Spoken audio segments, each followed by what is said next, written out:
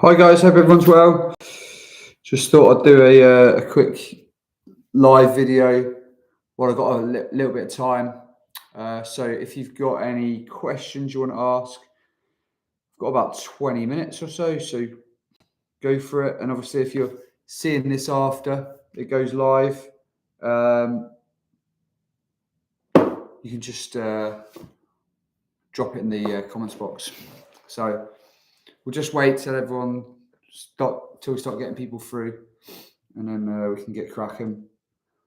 But just some of the things we've been doing recently as a company. So we've got our next military prep weekend coming up in 2 weeks' time. This weekend we've got some stuff going on with Through Dark, so we're doing some stuff for them down in Plymouth. And we've done an assault weekend recently, done another military prep weekend. What else have we done? Starting to release a bit more apparel. And I was down in London yesterday meeting an MP about military veterans leaving and becoming business owners and stuff. So been busy. So if you've got any quezies, guys, just chuck them in the comments box and I'll answer them as best as possible. Hi, Carl. Hi, Iron Suits. Appreciate that, mate. I'm sorry I haven't done too many of these recently, so let's get into it. What was the hardest exercise that you had to do in training? So Philip, first we do it in North Wales, mate, in the United Kingdom. I think we've got literally 2 spots left for the one on the 27th of October. So if you are interested, then obviously you can jump in on that. Hardest exercise you do in training, for me, I'd say in terms of physically, probably, I found the 9-mile speed march the hardest out of the Commando tests. 30 milers, obviously just 8 hours of pure pain, but you're so pumped for it because it's the last thing you do in training that unless you snap your ankle, you're probably going to get through it. The 9-miler I found a bit of a struggle because it's like 90 minutes, you stay in step, 10-minute mile an hour with 21 pounds on a rifle. But you have to be really uniform the whole way through it and stuff. And interesting. I think also some other honourable mentions would be bottom field pass out. It's always cheeky. Gym pass out, which is week 9. They're both pretty cheeky. And to be honest, you're just getting smashed all the time and you're fatigued and tired a lot of the time. So they all end up being pretty hard. Yeah, so news regarding the RM reserves, that's starting again in 2024. I think January is the first intake back. So I'd get your name down ASAP if you're looking to do it, Carl. I don't know where you're based. If you're based around Merseyside, then drop us a message and I can push you through not fast track it, but put your name forward or whatever. But definitely get into that interested. Is it a good idea to do uni first? I think if you want to get a degree, it is. If you're not too fussed and you haven't got a real desire for something that needs a degree, then I wouldn't see the point. I didn't go to uni first, and a lot of my mates came out of sort of 27, 30k debt with a degree that they haven't been able to get a job with. So it's just one of those. But you can do both at the same time because you could do uni and you could also go reserve simultaneously. Tips for Sentry during the winter: can you wear other clobber? Not really. Depends on your training team. So it depends. Are your training team happy for you to wear extra layers and stuff? Most aren't. Unfortunately, it's about if you're lying down in the prone position, just wiggling your extremities constantly. So wiggling your toes, wiggling your fingers, hands, just trying to keep some sort of blood flow through. Just staying. The cold should keep you awake, but unfortunately, it's just one of the worst things to do, and you've just got to grizz it out. But my feet are pretty trashed now. I've got cold weather injuries from them. So take it seriously. Change your feet, change your socks regularly, especially if you're getting wet. And don't crap about. What do you think of Through Dark? We're doing a photo shoot with them this weekend. They rang us to jack up something for them. this weekend. So we're doing that with them. They're really good guys to work with. They all seem sound. I'm going to get to know them a little bit better over the weekend, so I'll be able to give you a bit more insight. But no, they seem really good. They're very friendly. They're good guys, and obviously the guys, Stas and Louis, both SF. So you got to take your hat off to them. Pretty sure there are some opportunities to become an officer after doing a degree. Yes, 100%, mate. You don't need a degree to do it though, so you don't have to get a degree to be an officer. But if a degree is something that you want to use after you leave as well, then I would definitely consider doing it. But it's not a necessity. Easy for me to say. Your business is absolutely booming, mate. What kind of stuff do you want to do for the future? Well, first of all, thank you very much, mate. We work very, very hard, and we're very, we've made a lot of mistakes. We're trying to rectify mistakes that we make. We're trying to make fewer of them. And ultimately, it comes down to just genuinely caring about people and genuinely wanting people to have a good career and to be as fit as possible going into the military. And so in terms of like business, obviously, we need to be paid for what we do because we spend a lot of time doing this. But the biggest satisfaction, and I genuinely mean this, the biggest satisfaction is actually seeing many people hit their goals. There's plenty of other things you could go and do that earn more money and stuff, but I've just really enjoyed the journey of sort of helping people get ready and give young men and women sort of insights that I didn't really have. So for me, that's really good. And we get a lot of messages now because we started in 2020. Get a lot of messages of guys who have passed out as Royal Marines, and they send us their pass out photo and just say like, "Thank you for getting me started." And it means a lot, It's cool to be a small part of people's journey. In terms of what we want to do, more weekends, more sort of. We've just acquired a watch brand actually, so that's something to look at. And I've got no business experience before this. I was a PT, obviously a Royal Marine. It's just about hard work, and the Royal Marines has set me up to do all this stuff. And if it all goes wrong, then at least I've had a good time doing it. But yeah, so we've just got that watch brand. I want to push on the YouTube a lot more. I want to give more weekends and stuff out for different kinds of experiences and get gen population. I want to see the young people in this country get back to sort of being resilient and getting out in nature and giving them the sort of tools to be able to have that confidence to go out and stuff. I hate seeing where we're at with just Xboxes and TikTok and crap like that. Like that stuff's okay, but when that's your life, as soon as you get home from school, I think that's crap. So I'd love to get the young people back out doing fitness, boxing, training, joining the military, all that good stuff. It's been so vital for my life, and I'd love to be able to give back in that regard. So if you've got any ideas, give us a shout. What you're training for the reserves, are they all right with you having? Oh, sorry. When you're training for the reserves, are they all right with you having some time off here and there for other minor commitments? The timetable that the reserves have, they want, they want it to be they want you to do as much of it as possible, and they're pretty strict with like when you go down to Livingston for 2 weeks and things like that. Obviously, the odd Tuesday that you have to miss and stuff, it's not ideal, but they understand that you're a civvy at the end of the day. So it's about having 100% commitment, but with the idea and with the sort of knowledge that you're not going to be able to potentially do every single meeting, but trying to commit to it, especially the first year, trying to commit to as many weekends as possible is pretty vital. After that, there's a bit more leniency. I'm in reserves training right now, so help. There you go. So any queries for reserves training, just message AA.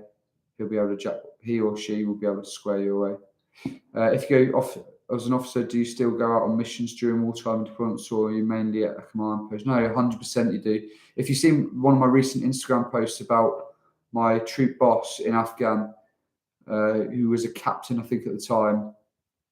Do you know what? He may have even been a lieutenant. They do a lot. As you progress through the ranks, obviously you take more of a back step, and you're sort of overseeing stuff and making stuff happen from HQ. But as a young officer, you'd be out on the ground just like the lads, but you got more responsibility. Is 23 a good age to join? 100%, mate.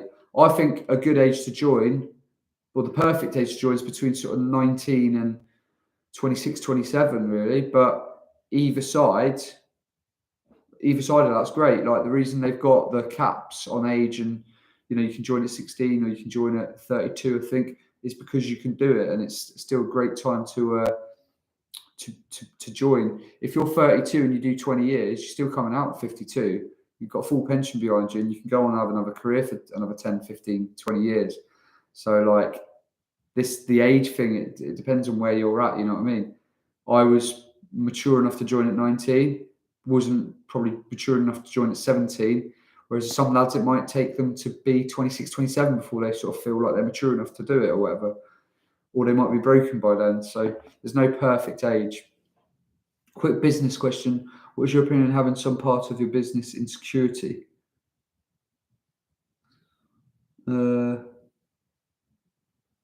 We do stuff. I've done some stuff with, like, I've got a friend who owns a very big security firm, and I get asked to do security stuff a fair amount, like working for Glastonbury Festival and working for sort of stage entrance or exit for some big bands and things like that. I've done a couple of that. I've done like the Strokes and Snow Patrol and things like that. But yeah, I'm not a massive fan of security, like in terms of what my passion is.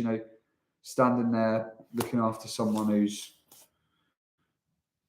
I don't know, it's just not my thing really. Like I'm much more about training, encouraging and building the younger generation up, and that's where my sort of passion lies. There appears to be an ad running in about 7 seconds, so bear with it. Yeah.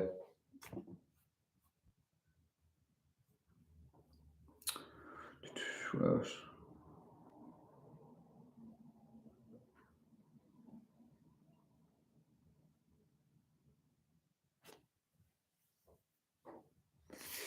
What's happened to officer training taster weekends that the mod ran? Not sure if you know or heard. Used to give you quite a good insight. I don't know, to be honest, mate. But our weekends do give you that good element of what training is about. So you're more than welcome on our weekends. But in terms of actually just officers alone, that's potentially something we can look at doing. So it's just whether there be an uptake on it. It costs us quite a lot to run the weekends, and all our members get like 3 t-shirts, a full pack. You get like a dry bag and a water bottle and things like that. So it does cost quite a lot, and then obviously the food and the accommodation and the instructors. So we need to make sure that we have the numbers to hit it, to make it worthwhile running. But it's definitely something we could consider doing. But like I say before, like our weekends, we teach you basic navigation and map reading.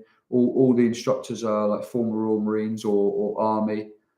So if you're looking to join the military, they are really good weekends. 19, waiting for my citizenship to be accepted. Well, all the best with that, mate, and I hope it does get accepted for you. Here, if you need any support. Is there a minimum age for the training weekend that you host? 16, we like to say, with the parental consent. But we want, like, you need to be at the standard. So the standards aren't massively high, but obviously the less fit you are, the harder the weekend will be for you. If you come in your absolute ninja of training, then the weekend's going to be better from that side of things. But yeah, we say 16 with your parents' consent. Peter, hope you're doing well, mate. You're smashing your pre-joining, mate. I've been watching your progress, and hopefully it limps and soon, bud. So that's brilliant.